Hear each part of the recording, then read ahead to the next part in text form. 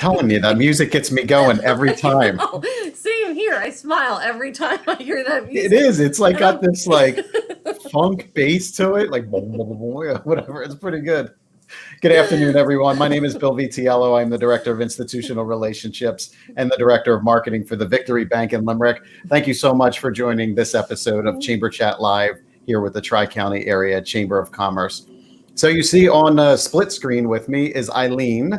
Eileen is from the Chamber. So Eileen, hello. Hello, Bill. Hello. Are you doing the President's Desk today? Is that why you're present? I am. I would like to talk today about an upcoming event that we have at the end of the month. So I wanted to get on today, not only share the information with our chamber membership, but also those additional people who receive views of this video. I wanted them to be aware of this event as well. It's for our REACH group. REACH is not membership based, so you don't have to be a member to participate in our REACH programming, which REACH is empowering and connecting women, our group, through the chamber. Nice. So when is that happening? So we are having the first ever annual half-day conference on Tuesday, June 29th. This will be our second in-person event. As we talked about before, our June 16th, next week, we have our first return to in-person. This will also be a strictly in-person event. We're not doing a hybrid model. So we are looking forward to getting as many attendees at Sunnybrook Ballroom for a great day, half day of lunch, networking, relationship building, and some great speakers. Well, Sunnybrook Ballroom is plenty big. So if there's any concerns about social distancing, that would be the place that you could social distance. So yes, definitely not a problem. Yeah, so. It's exciting to hear that the chamber is getting back to in person. I was just having coffee with somebody this morning, and we were talking about TriCounty Chamber. We were talking about some other chambers as well. But sure. I was excited when I told him, I was like, yeah, I'm actually going to my first in-person chamber event soon. So yes. He's also a potential member, by the way. So I'll talk to you one-off on that. That would be great. Yeah. But he was asking about the different types of programming and everything, and I was excited to share with him and also share with him the opportunity to be on Chamber Chat Live. So for sure. Yeah, I think all of us are looking forward to getting back together again and kind of sharing stories and what we learned over the last year, what some of our challenges were, but also what some of our successes may have been as well. So, well, and we're hoping this event is a success. It was supposed to be June of 2020. We are bringing in a national speaker, Sylvie DeGusto. She has written a book. You can find out her bio and her information on our website. I'm actually also getting ready. She's on a family vacation, but true speaking professional. She sent me a video to share with our attendees as well as those who aren't yet registered. So we'll be putting that out on social media. So we're anxious for everybody that's coming will get a copy of her book. She'll be our keynote closing speaker. Very active, engaging presentation on promoting your potential and become your best advocate. So we think it's a great day. We've got 3 other speakers lined up. Again, all of their information is on the website. And we look forward to just really getting as many people in attendance for a great afternoon as we can. Yeah, absolutely. So folks, check your calendar. What was that date again? The 29th, you said? Tuesday, June 29th. We'll start at 11:30. We'll conclude. Speaking will be about 4:30, 5 o'clock, but then we will have a cocktail reception that if those who are interested may hang around for a little bit and continue to network. Nice. All right, good. Well, folks, check your calendar for June 29th, starting midday there and going through the afternoon. Some good programming provided by the chamber. So Eileen, thank you. Do you have anything else? Sorry, I didn't mean to. I just wanted to share that information. I'll pop on to Facebook myself and I can put a link to the registration page in the comments. And that way anybody listening has easy access to see the information about the event. Awesome. Thank you so much. Great. Thank you. Are you there you go. I was waiting. To see if you needed a prompt or not. But you're getting pretty good at this. So I'm getting there. Yeah. So thanks, Bill. You're welcome. Yeah, it's our pleasure. Thank you again for allowing us to do this. Bye-bye. So, as you know, folks, we always like to have some really great guests, and today is absolutely no exception. My guest today is from the American Red Cross, and her name is Jennifer Graham. So, Jennifer, welcome to Chamber Chat Live. How are you? I'm doing well, Bill. Thanks for having me. You're welcome. Yeah, it's our pleasure. It's so nice to meet you. We've never met in person before, which is always a great opportunity because, first of all, I get to meet new people, but then our chamber constituency gets to meet you as well. So again, welcome to the chamber and welcome to Chamber Chat. Thanks very much. I appreciate being here, and we're really thankful to be part of the chamber. We are new members of the chamber, and so far, Eileen and her team have been phenomenal. Yeah, absolutely. And thank you for those compliments because they really are. They really are. So Jennifer, tell me what your role is with the American Red Cross, please. Sure. I am the executive director of the Delaware Valley Chapter that serves Montgomery, Chester, and Delaware counties and is part of our Southeastern Pennsylvania region of the American Red Cross. We are located in Westchester, Pennsylvania, but a lot of the work that we do is mobile. So we are out in the field a lot, even amidst a pandemic. When the disaster strikes, the Red Cross still is there to support those families and households in need. And we have been in our new location since January. So our office has been not open since January, but we've been in that location since January and are really just trying to get back out into the community a little bit more and really share what we have to offer to the community.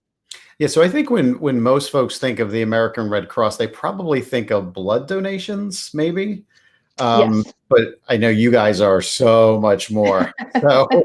So take it wherever you want to go with it. I think we'd be anxious to hear all the other services that the Red Cross provides. Sure. Absolutely. And yes, I've been with the Red Cross for 22 years, and the first 20 were in blood services, biomedical. And, when people think of the Red Cross, they think of first blood and flood, right? They think of the ongoing need for blood products, which is every day and constant, and large scale and small scale disasters. Your neighbor unfortunately has a fire, or there's flooding, or large scale disasters, which we saw this past year, which were unprecedented. But there's a lot more that we do in addition to that. And those two are tremendously important and relevant programs. Every 2 seconds, someone needs blood. And every 8 minutes, someone in the US is impacted by a disaster. So, those are two critical elements of things that we do. And to support that triage of response, right, are what we have are these bookend programs, which are readiness and recovery. So what can we do to support families and communities before disaster strikes? And then post-event, what do we offer to support those families and communities? So, when the fire is out or the flooding is gone, we're not leaving. We are still there in the community to make sure that those community members have the resources that they need to move forward. Yeah, and quite often you guys are some of the first people that are on the scene right next to first responders. It's always been impressive to me. I know, so I live in North Coventry Township. And last year there was the big fire at the Ashwood Apartments, and I think you guys were one of the first on the scene. You pretty much drop what you're doing and get to the scene as quickly as possible to provide relief. So can you tell me a little bit about how that works, how the communication flows, and I guess how you determine who goes where and what you bring? Could you give us a little insight to that? Yes, and a lot of that response, most of that response is managed through our volunteer workforce. 90% of our staff is volunteer, which is impressive. Incredible. Incredible. And honestly, one of the best hallmarks of our organization, we're 140 years strong this year, and it was all created and started by volunteers and is really the continued backbone of what we do every single day. So for disasters, for a single house fire or response during the pandemic, we shifted a little bit for everybody's safety. Our volunteer workforce, those that are being impacted by disaster, and a lot of what we did was virtual. But we're still there to support those families. We still worked with first responders to make sure that those families had what they needed. And then post-event, making sure that they were able to recover in a manageable way. For a larger scale disaster, we have volunteers that are on call at all times that are able to and have provided us the opportunity to call them in the middle of the night if need be to say, okay, it's time to go. Those volunteers, there's hundreds of different positions, everything from the back office work of logistics and planning and resources and equipment to on-site. what are we doing to provide comfort and support the first responders who are truly there doing all the big work? We're there to support the county and first responders with their roles. And then post-event, we have a lot of volunteers who are caseworkers that are supporting those families. Do they have somewhere to stay? What is their long-term plan? Do they need disaster mental health resources? Do they need help getting, their medications, or they lost their keys? Whatever it might be, it isn't just that blanket and a cup of coffee in the middle of the night. It extends far beyond that, to make sure that, there is a continuity of opportunity and resources for those families. So what part, in your experience, what part is most challenging for folks that are affected by some sort of tragedy?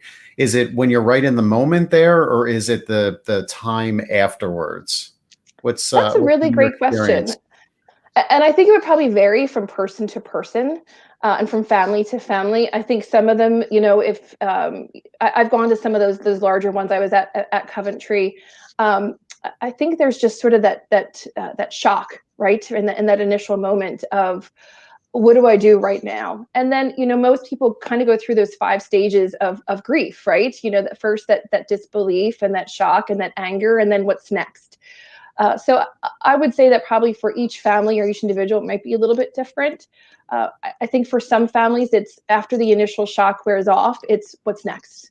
And again, our casework team is really there to support those efforts. And also there's amazing resources throughout the county. There's county services, there's 211, a lot of resources available to support families in a myriad of ways. Yeah, and you're right. I guess it would vary from person to person, and even whatever the tragedy might be, some, I don't want to say would be easier to handle than others, but some, you may be able to see clear. But can we go to the front end of it too? Because I know you do a lot with preparing individuals, and I think you work with businesses as well, about assessing and preparing for emergencies. Can you talk a little bit about that? Absolutely. And this is probably one of my favorite things to talk about, is what can we do to prepare families and communities before disaster strikes, so that, if something were to occur, they have the toolkit and resources to navigate through as best as possible. We have amazing programs for households, for schools, for corporations, for community organizations, to really help them navigate through if they were faced with a fire, a flood, a pandemic, whatever it may be. Starting from at family level, we have an amazing program for school-age children. It's called Preparing with Pedro, and then our Pillowcase project. And these are opportunities for volunteers, trained volunteers, to go into school environments and really talk to kids in an age-appropriate level about how to prepare for an emergency. It really talks about the emotional intelligence of how to manage through a situation, which I think is great. It provides children with a workbook for Preparing with Pedro, and for the Pillowcase project, for the older kids, 3rd through 5th grade, they actually get a tangible fabric pillowcase to take home to put their emergency items in. So in case they need to leave in the middle of the night, or there's a flood, if there's a fire, you don't grab that pillowcase, you just go. But what are the tools and items they can put in there to make them feel better through an emergency? And then it provides an opportunity to have a conversation at home with your family, right? So, taking what you learned in school, bringing it back home, and maybe with your family, going through an emergency plan, making a fire escape plan, making sure you've got working smoke detectors in your home. All of those things are amazing. So it really starts at the kindergarten level, which I really value the Red Cross for really taking that mission all the way down to our youngest generation, to make sure that they have the resources they need. I know that the Red Cross and other organizations will always be there to support them. And when you start them that young, they almost learn it for life, right? Yes, yes, you hope so. Yes, my 4-year-old the other day, we were pulling up into the driveway, and he told me, he said, "This is our emergency spot, the mailbox. If there's ever an emergency, this is where we meet." And I felt good about that. I really did. But it wasn't until I had actually experienced that Pillowcase project and Preparing with Pedro myself that I realized how critical that is to share that information. As you go into our older generations, for our middle schoolers and high schools, we have Red Cross clubs, which really tackle lots of local, national, even international support. And we then have, with organizations and families and companies, our Be Red Cross Ready and our Home Fire campaign, where we work a lot with local fire departments to install free smoke alarms and provide home safety education to families in the community. Wow, we're only 15 minutes in, and there's so much that Red Cross offers. I would encourage everyone to jump on the Red Cross website. Drew just brought that up just a few moments ago. So many resources on that website, including what we were talking about earlier with volunteering. Can you tell me a little bit about the volunteer experience? So let's say I'm Bill Vitiello, and I want to volunteer for the Red Cross. I don't know exactly where my skill set lies. I just know I want to help out. Can you tell me a little bit about the process of maybe interviewing me or finding out what my skill set and how that would relate to the Red Cross? I'm so glad that you asked that question because I want to make sure that I touched on that as well. There is a volunteer opportunity for everybody. And I will tell you that when I was in biomed and I wanted to become a disaster volunteer myself, I wasn't sure even what that meant. So I followed the channels. I went to redcross.org, filled out a questionnaire, was contacted by a volunteer engagement representative that really helped me hone in what my skill set was, what I wanted to do, what I think I might be interested in, what time I had to give, and really kind of walk me through the building blocks and the first steps of becoming a Red Cross volunteer. I really applaud our volunteer services team for making sure that we find the right fit for every volunteer. There are literally hundreds of volunteer positions across every line of service. So if somebody wants to do more with our volunteer services or operations or logistics or disaster, home fire campaign, service to armed forces, excuse me, special events, there's something for everybody. There really is. And it all starts just going to redcross.org and it says become a volunteer. You just click on that and put in your zip code, fill out some information, and we will be in touch with you to figure out what's going to be the best fit. So that's what I'm hearing. I'm hearing that you would be very flexible with a volunteer schedule. It's not like if I don't know, I don't even know if this is a thing. If you were going to be somebody who works the phones, that you have to do it for 10 hours a week on this particular day and this particular time, right? You have some flexibility with. Absolutely flexibility. There are some positions that require a little bit more time, or less time. It really is based upon a volunteer's request to make sure they have a good, meaningful experience. We can't have 90% of our workforce be volunteers if they aren't satisfied in their role and happy with what they're doing. And truly, every single day across every line of business, the amount of hours our volunteers put in is just phenomenal. That's great. Could you possibly share with us a success story that I think really is close to you? One that you think often. So when obviously you see a lot with the Red Cross, but there has to be a story or a situation or two that really connects with you, either emotionally or experience-wise, because I want folks to hear the impact of what you guys do. So is there something that stands out for you that you would be kind enough to share with everyone? Absolutely. 22 years in, I've got a couple of different moments. It's what I will say is that regardless of the experience or the situation, the Red Cross mission is always present, right? Our job is to alleviate human suffering. And it's been evident in every single thing that I've experienced personally. I'll give you two quick ones.